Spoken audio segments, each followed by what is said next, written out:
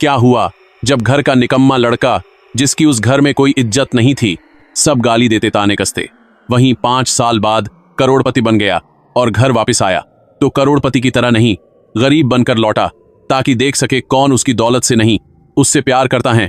फिर कहानी में दोस्तों जो हुआ, इंसानियत तो पड़ी। बस आप पूरी वीडियो देखते रहिए। अरे गरीब, तू फिर वापस आ गया हमारे टुकड़ों पे पलने। अरे निकम्मे, जब कुछ करना ही नहीं था तो अमेरिका क्यों गया था? हमारा इतना पैसा क्यों खराब कर दिया? शहर के पुराने हिस्से में एक तंग सी गली थी जहां दोनों तरफ जर्जर मकान, ऊपर नीचे लटकती बिजली की तारें और हमेशा की तरह शोर मचाते बच्चे नजर आते थे। उसी गली के आखिर में पीले पेंट से ढका हुआ 2 मंजिला मकान था, जिसके दरवाजे पर जंग लगा हुआ पुराना ताला हमेशा आधा खुला ही रहता। यही चाचा ताऊ का घर था और इसी घर के एक कोने वाले छोटे कमरे में रहता था 12-13 साल का अर्जुन। मारीमान लाफ्टारा जोत गरा भे में है। कुछ साल पहले तक उसकी जिंदगी बिल्कुल अलग थी। माँ बाप दोनों जिंदा थे, भले ही बहुत अमीर नहीं थे, लेकिन प्यार बहुत था। फिर एक दिन अचानक सड़क हादसे में दोनों चले गए। एक ही झटके में अर्जुन की दुनिया उजड़ गई। रिश्तेदारों में तमाशा लगा, कौन रखेगा इस बच्चे को? कोई कहता हमारे यहाँ जगह नहीं, कोई कहता हमारे अपने बच्चे हैं। आखिर में मजबूरी में चाचा और ताऊ ने उसे अपने घर ले लिया। जुबान पर था हमने ही इसे सहारा दिया है, पर दिल में उसे हमेशा एक बोझ की तरह रखा। अर्जुन बहुत कम बोलने वाला बच्चा था, लेकिन उसकी आंखों में एक तीखापन था जो उसकी बुद्धि की गवाही देता था।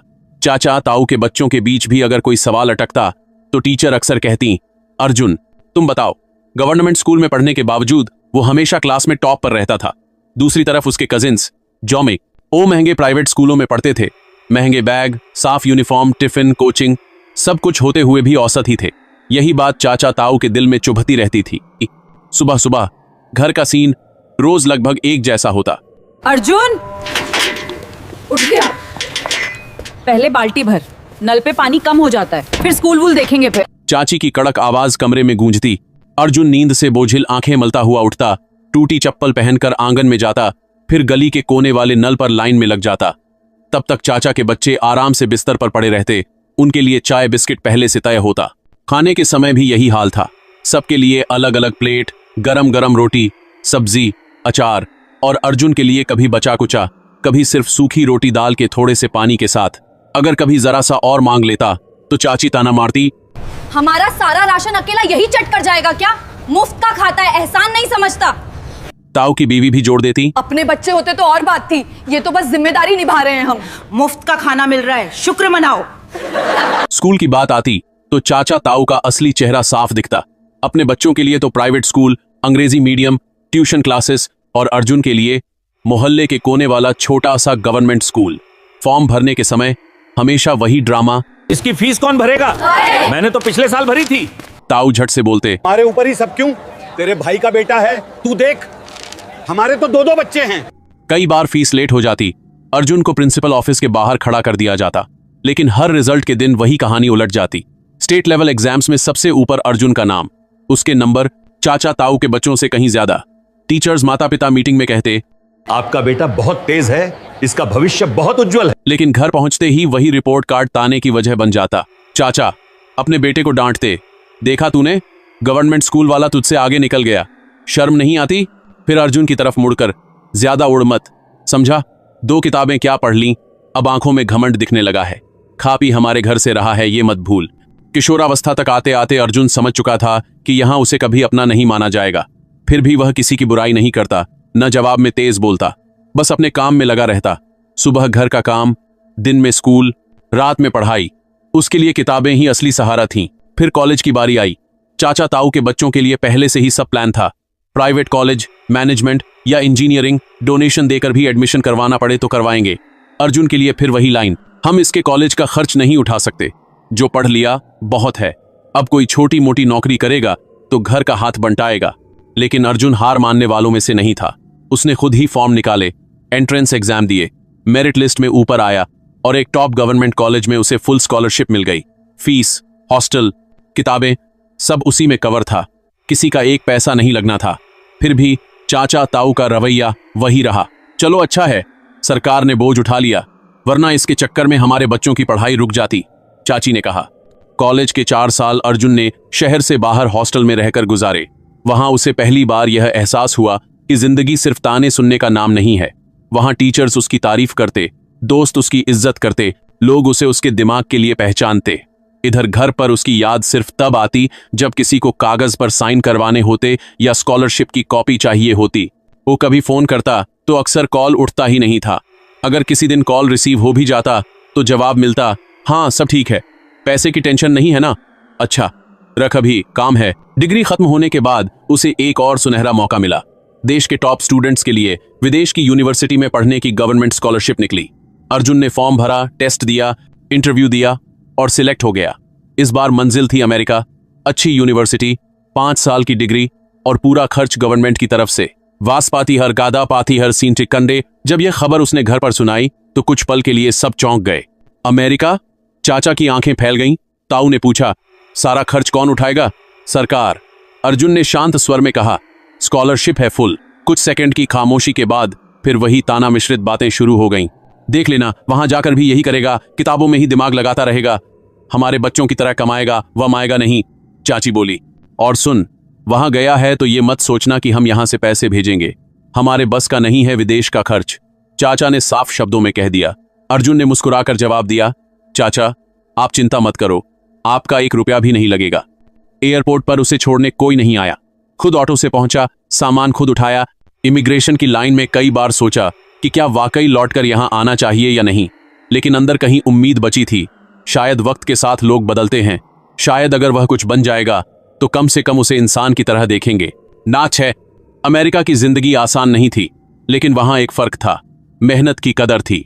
पढ़ाई के साथ साथ अर्जुन ने रिसर्च प्रोजेक्ट्स किए, प्रोफेसर्स के साथ काम किया और फाइनल ईयर तक पहुंचते पहुंचते एक टॉप कंपनी में इंटर्नशिप पकड़ ली। काम में इतना अच्छा प्रदर्शन किया कि डिग्री पूरी होने से पहले ही उसे फुल टाइम जॉब ऑफर कर दी गई, ऐसी सैलरी के साथ जो भारतीय रुपए में बदलकर हर महीने लगभग 5 लाख होती थी। घर पर उसने ये सब डिटेल में कभी नहीं बताया। कभी कभार कॉल करता तो या तो फोन उठता नहीं या फिर जल्दी से निपटा दिया जाता। अच्छा ठीक है, वहां सब सही चल रहा है, अच्छा रख, बाद में बात करेंगे, चाचा कहते। एक दिन तो 3 बार कॉल किया, किसी ने नहीं उठाया। उस रात अर्जुन को पहली बार साफ साफ महसूस हुआ, शायद ये लोग सच में मुझे अपना नहीं मानते, बस नाम के लिए रिश्ता है। इंटर्नशिप से जॉब, जॉब से प्रमोशन, और फिर एक दिन उसने तय किया कि अब अपने दम पर कुछ करना है।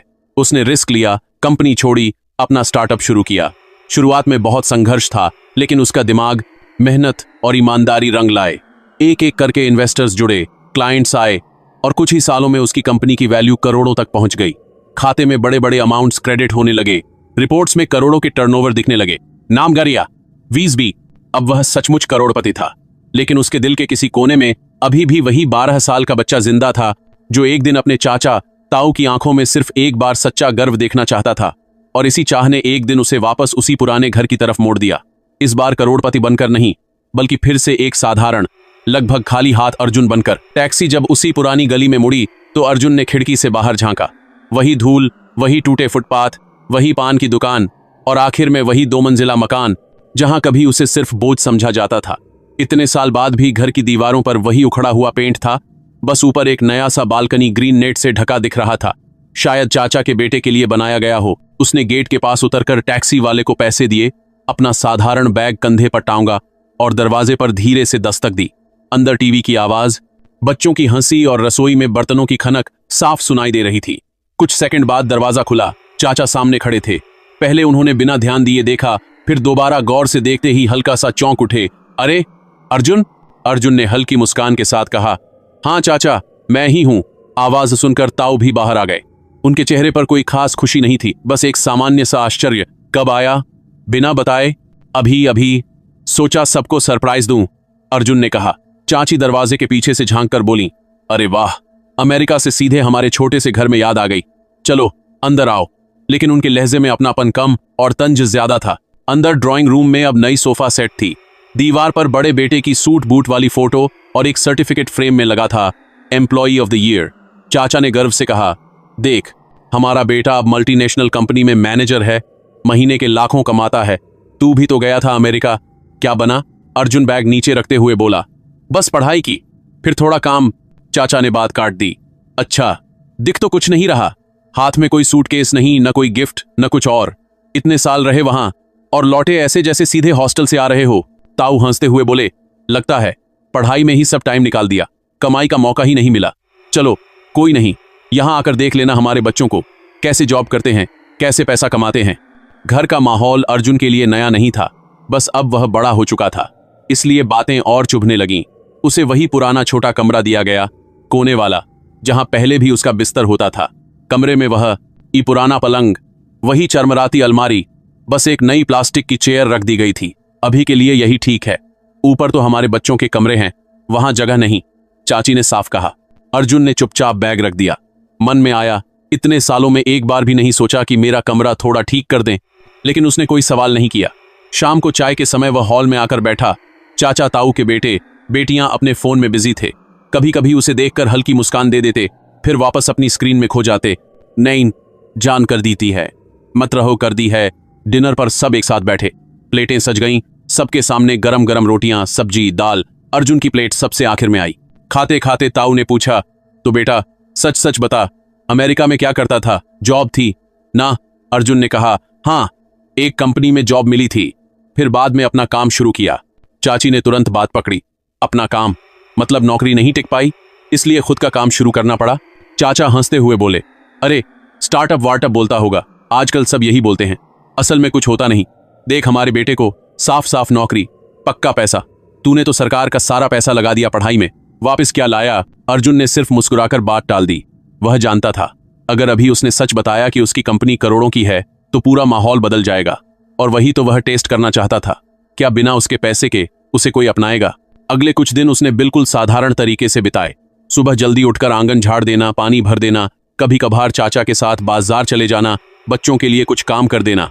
किसी ने मना भी नहीं किया, उल्टा चाची ने कहा, अच्छा है हाथ बंटा रहा है, वरना खाली खाली बैठकर क्या करेगा। लेकिन इन पूरे दिनों में एक चीज साफ थी, घर में को दिल से उसे लेकर खुश नहीं था।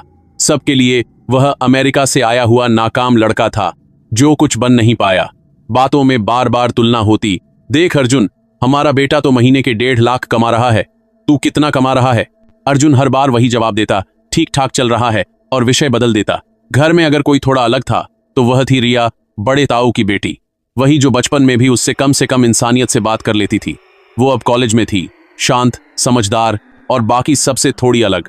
वह अर्जुन को ना बहुत अपनाती थी, ना उसे नीचा दिखाती थी। कभी कभी चुपचाप उसके कमरे के बाहर थाली रख देती और बस इतना कहती, खाना खा लेना, ठंडा हो जाएगा। एक शाम की बात थी, बारिश हल्की हो रही थी।